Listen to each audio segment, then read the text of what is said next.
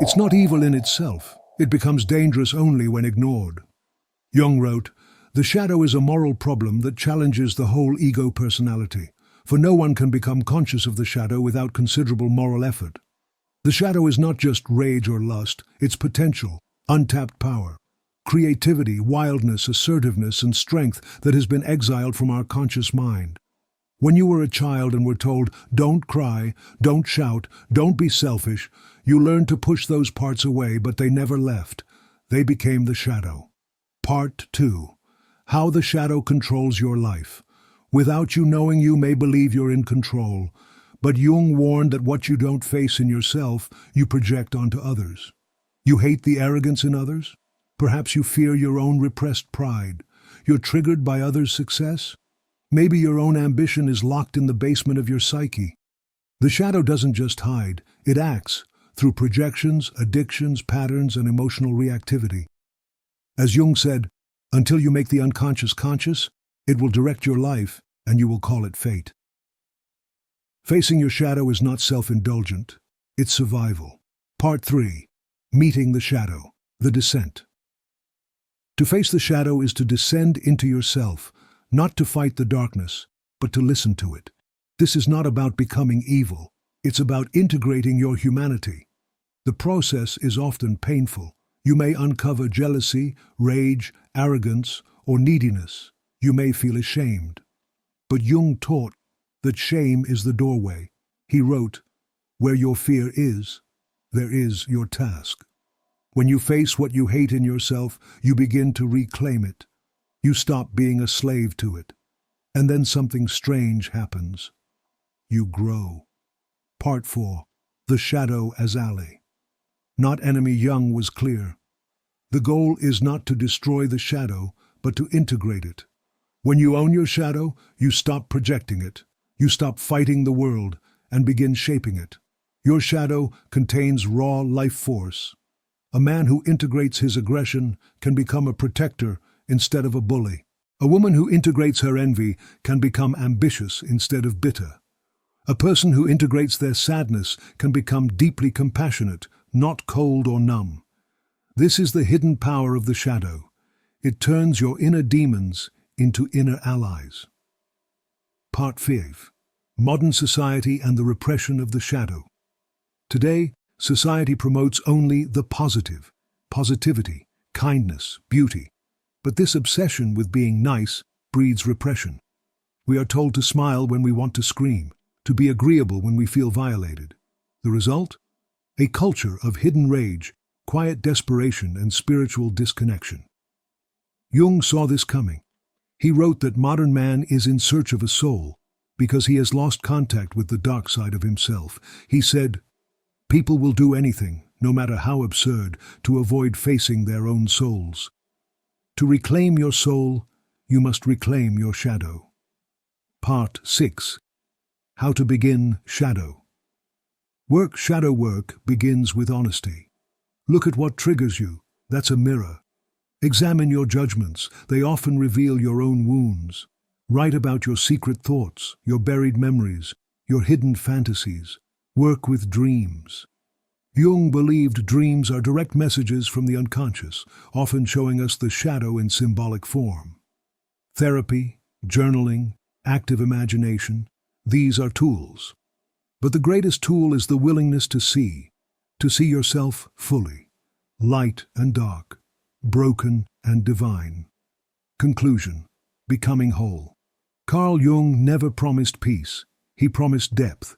He believed the path to the soul passes through the dark forest, through the shadow, and that only by facing the worst in ourselves can we access the best in us.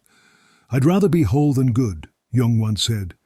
The question is, are you willing to do the same? The shadow waits, not to destroy you, but to make you real. Part 7.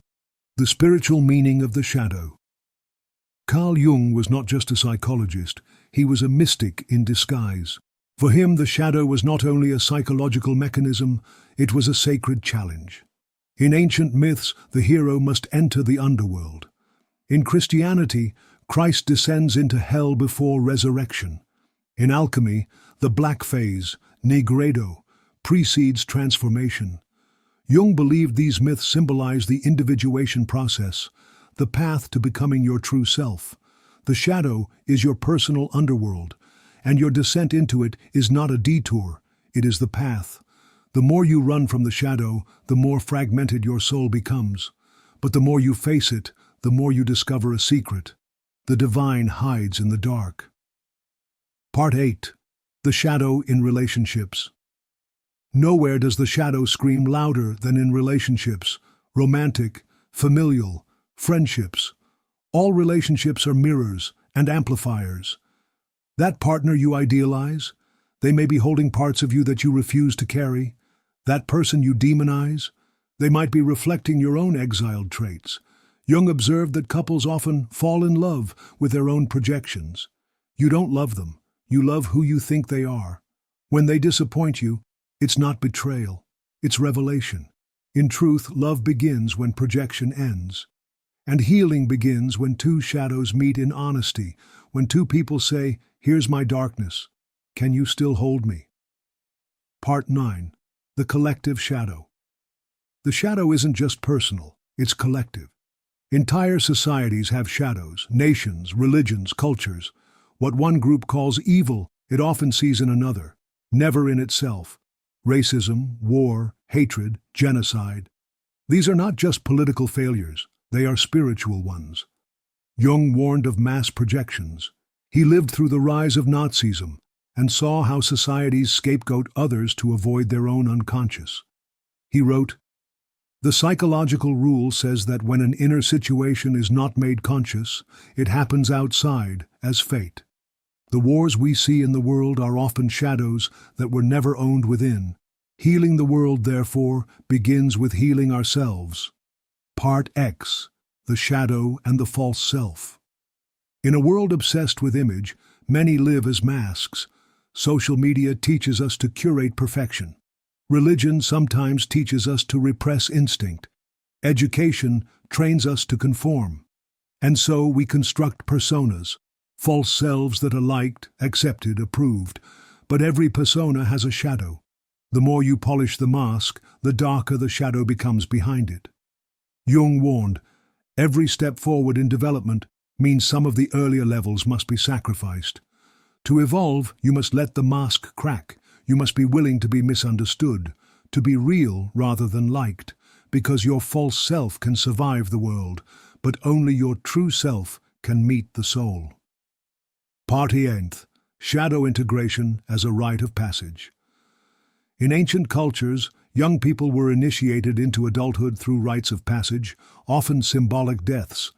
They were sent into the forest, into the cave, into the unknown. They returned with scars, but also with identity. Modern life has removed these rites, but the soul still craves them. And so we unconsciously create our own initiations, through depression, crisis, heartbreak. These moments, though painful, are sacred. They are the dark nights that force us inward. The soul does not grow in the sunshine, it grows in storms. Shadow work is your inner rite of passage. It is the path from child to creator, from victim to sovereign, from lost to whole. Part 2. Carl Jung's personal battle with the shadow. Jung didn't just write about the shadow, he lived it. After his break with Freud, Jung entered a psychological crisis. He began hearing voices, having visions. He feared madness, but instead of running, he listened. He wrote down his visions, painted his dreams, dialogued with inner figures. This became the Red Book, a private record of his descent. He later said, "Everything that followed had its origin in those years when I pursued the inner images." Jung confronted the monsters of his unconscious. He found not insanity, but insight. He emerged not broken, but reborn. His journey reminds us, the shadow is not the end, it's the beginning. Part 3. The alchemy of light and dark. Alchemy fascinated Jung because it mirrored the psychological journey. Alchemists sought to turn base metals into gold. Jung saw this as a metaphor, turning the raw, messy parts of ourselves into consciousness and wisdom.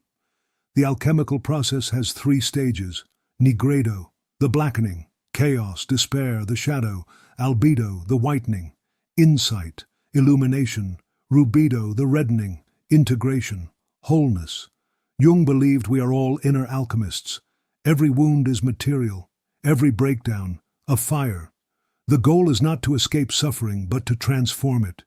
You are the philosopher's stone, your shadow is the crucible, and your soul is the gold. Part 14th. Living with the Shadow. A daily practice. Shadow work is not a one-time event. It's a daily practice. It's the willingness to feel discomfort without running, to notice your reactions and ask, what's really beneath this? To forgive yourself for being human, to be fierce enough to face your darkness, and gentle enough to hold it. It's not about becoming perfect, it's about becoming integrated. To walk in the world no longer at war with yourself, to stop needing others to carry what you refuse to hold, to walk with your shadow, hand in hand, and to say, you are part of me. Let's go. Part 15. When light becomes dangerous. The shadow of the good. There is a hidden danger in being too good. Yes, too good. When you try to always be kind, positive, spiritual, selfless, you run the risk of becoming inauthentic, fragmented, and blind. This is what Jung called the shadow of the ideal. The more light you try to embody, the more shadow you cast. The preacher who hides his lust, the therapist who denies her rage, the peace lover who suppresses his violence. This is not virtue, it's spiritual bypassing. Jung warned that morality can become a mask, a persona, and behind that persona, the shadow grows. Sometimes, to truly be good, you must dare to be real, to say no, to get angry, to set a boundary, to own your selfishness so it doesn't own you. Real light has depth. It passes through the dark. Part 16th. The shadow and creativity. Some of the world's greatest art has emerged from the shadow. Van Gogh painted through madness. Dostoevsky wrote from prison. Frida Kahlo from pain. Jung himself from visions. The shadow holds not only your wounds, but your genius. Why? Because the unconscious is creative. It is not rational. It dreams in symbols, speaks in images, and feels in archetypes. When you suppress your shadow, you also suppress your originality. Creativity flows when you stop censoring yourself, when you stop worrying about being correct, acceptable, marketable. True art is born when the soul dares to speak raw and unfiltered. So if you want to create, go to the edge. The art that heals is the art that bleeds. Part 17th. Dreams. The shadow in disguise. Jung placed great importance on dreams. To him, dreams were not meaningless static. They were messages from the unconscious, often disguised. The shadow rarely appears directly in a dream. It wears masks, a wild animal, a dark figure, a threatening stranger, a terrifying landscape. These are not external threats. They are internal invitations. Your unconscious is trying to show you what you've ignored, what you've exiled, what you secretly fear becoming. By interpreting dreams, Jung believed we could decode our inner conflicts and reclaim lost parts of ourselves. So next time you dream something disturbing, don't dismiss it. Ask, what part of me is trying to speak? Even nightmares are holy. Part 18th. Religion, evil, and the split soul. Jung often criticized institutional religion, not for its core wisdom, but for its denial of the shadow. He believed that when religion divides the world into absolute good and evil, it creates a spiritual schizophrenia. Everything dark gets pushed onto the devil, everything light onto God. But Jung said, God is the union of opposites. The divine includes darkness, includes death, chaos, sex, pain. When religion ignores this, it creates unconscious guilt, fear of instinct, repression of the body. This, Jung believed, was the spiritual crisis of modern man. A split soul. We pretend to worship the light, but secretly we're haunted by our own nature. Redemption to Jung did not come through moral perfection. It came through integration, to unite the opposites, to see the face of God even in your own darkness. Part 99. The Shadow and the Warrior Archetype. There is an ancient energy within the psyche. The warrior, not the brute, not the aggressor, but the sacred warrior. This archetype knows how to confront, to draw lines, to stand in fire. But modern society has neutered the warrior. It tells us to be polite, quiet, nice, and in doing so it creates passive, repressed individuals who secretly simmer with rage. Jung believed the warrior lives in the shadow of the modern man. Repressed masculinity, repressed power, repressed strength. The solution is not violence, it is conscious integration. To allow the warrior to rise, not as a destroyer, but as a protector. The warrior walks with the shadow, not to be feared, but to be fierce and free. Part X. The feminine shadow. Rage, power, and instinct. Just as men repress their aggression, women are often taught to repress their power. To be gentle, to be pleasing, to be accommodating. But the feminine has a shadow too. And it is not soft, it is wild, primal, fiery, sensual, fierce. The mother can destroy, the maiden can seduce, the wise woman can curse. In myth, she is Kali, Lilith, Medusa, Hecate. When denied, this shadow turns inward, into depression, jealousy, shame. But when owned, it becomes strength, insight, magnetism. Jung believed the feminine psyche held vast unconscious depths, and that its integration was not just a personal task, but a cultural healing. A world that fears the feminine shadow will never be whole. It must be honored, not silenced. Part 21. Building a relationship with the shadow. You cannot conquer the shadow. You must learn to relate to it. How? Name it. Learn your patterns. What do you judge in others? What do you suppress in yourself? Dialogue with it through journaling, art, or active imagination. Let it speak. Set boundaries with compassion. The shadow wants expression, but not domination. You are not here to be ruled by it, but to listen. Embody it consciously. Express your assertiveness, desire, sadness in safe, healthy ways. Ritualize it. Give it a place in your life. Art, dance, music, therapy, ceremony. You're not becoming dark. You're becoming real. Every part of you is holy when brought to awareness. Even the one you hate. Especially the one you hate. The shadow is not your enemy. It is your missing piece. That which you run from is the very thing that completes you. Carl Jung never promised comfort. He promised truth. And truth does not come wrapped in light. It often comes veiled in darkness. You were not born to be flawless. You were born to be whole, to carry the contradictions, to embrace the paradox, to live with open wounds and a fierce heart. Your anger has wisdom. Your fear has direction. Your shame holds a secret longing. And your shadow is the door. Not a door away from yourself, but a door back to yourself. To walk that path is not easy. It requires courage without applause, a willingness to see what others ignore, to enter the cave while the world chases the sun.